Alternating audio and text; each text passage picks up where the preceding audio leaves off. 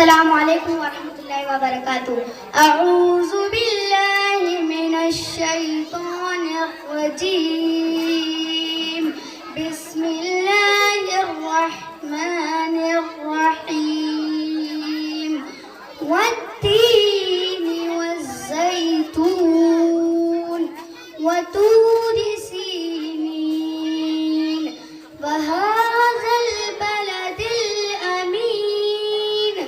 لقد خلقنا الإنسان في أحسن تقويم ثم رددناه أسفل سافلين إلا الذين آمنوا وعملوا الصالحات فلهم